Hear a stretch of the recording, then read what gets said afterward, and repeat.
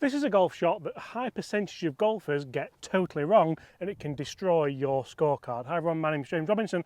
Welcome back to Get Good at Golf. If you want to do just that, make sure you do hit that subscribe button for daily golf videos. Today we're talking about pitch shots, but don't tune off. Just because we're not going to get you 20 more yards off the tee doesn't mean this isn't going to help your golf game. This is something which can actually help you drop way more shots than potentially hitting it a little bit further off the tee with a brand new all singing, all dancing driver.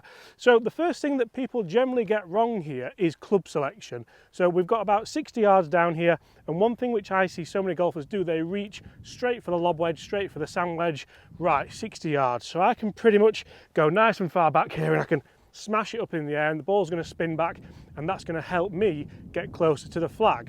Generally that's incorrect, and it's a little bit of a misconception, because what I like to see here is if you look at where that flag is, especially, it's middle of the green. That's the first thing you have to think about when you have a shot like this. Where's the flag and where do I not want to hit it? If the flag was tight right, I'd be thinking, well, I don't really want to miss it right because there's a bunker there, and if it was left, the same kind of thing.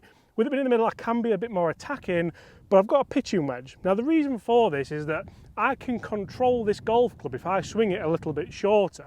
So for example, if I want to land this about 55 yards, it should still just check up nicely for me. You see it's nice and high, it's going to have the landing angle, and that one's around 15 feet away. It's gone a little bit longer than I anticipated, but it's still a chance at a birdie putt. We're on a par 5 here, and this is the third shot, or if you've played out safe and taken your medicine, this is where you can save up for par. So what I did there is I actually stood nice and narrow to that ball. The last thing I want to see you do is stand really, really wide and feel like you have to take a really long golf swing to that ball, because if you do that, that's when loads of things can happen and loads of mistakes can arise. So if I stand nice and narrow, what am I not doing? What am I not generating here?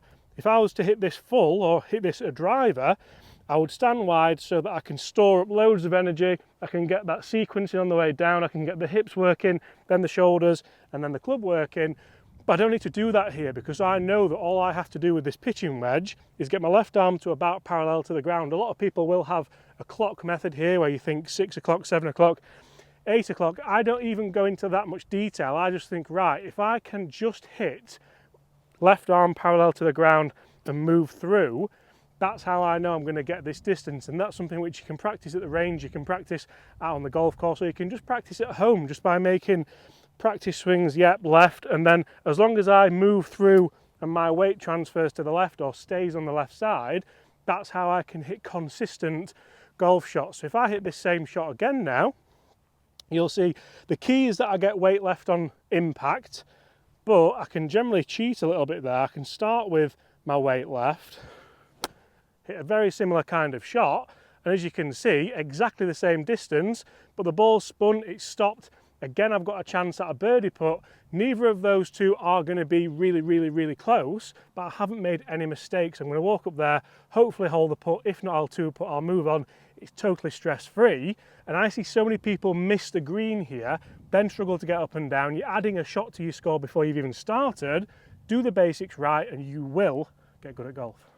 So guys, we've moved a little bit further back now, so great points there from James about obviously having a narrow stance, because what we're trying to do here, the narrower we get our stance, the more we can control speed. I also can't move off the ball, because what we see a lot of times with people only hitting a 60-yard shot, they still want to get a weight transfer. And once we go narrow, obviously we can't move off the golf ball. So if you are somebody who moves off, you're going to start to fall, so you're not going to have as much stability. If we haven't got stability, we can't bring the club face back and we can't control it. So getting that a little bit narrower is going to allow us to swing within ourselves, which is a lot better for people from this distance.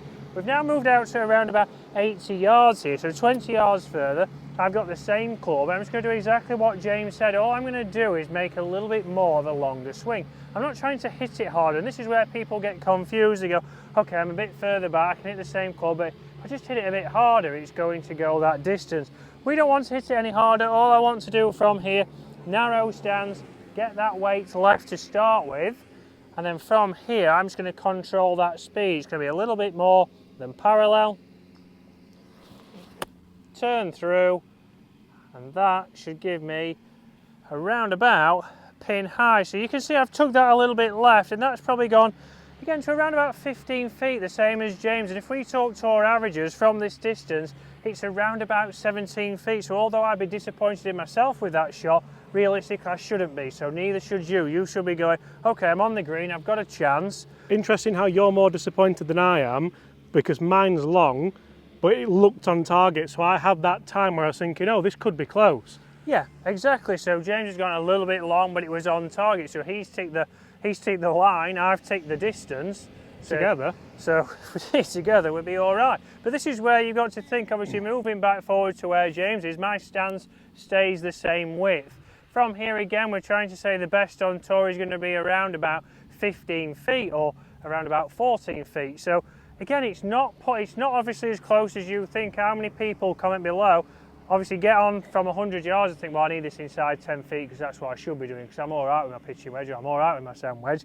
If we hit one more green at a round, that would be equivalent even to, I'll get that word out, to saving one shot per round. So that again, one more green saves one shot. If we could just hit a couple more around, we're going to lower your scores.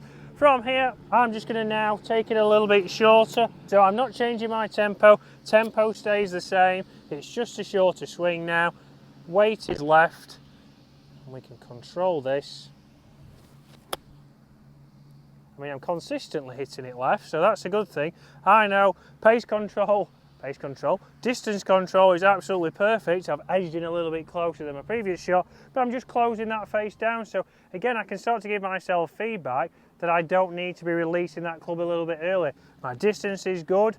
I've got a tendency to pull it left.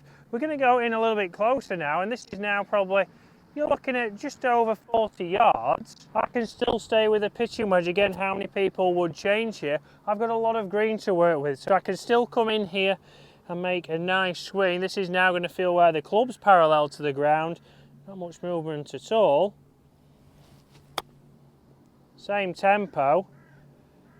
And that has landed a little bit short, and again, if it didn't go a little bit to the right, would have ran up even to around about pin high. So I've made it nice and easy. I've got a contact, I've given myself 3 chances at a putt. I haven't missed the green, but setup stays consistent. We take a little bit of speed out of it, because less speed, we have more control.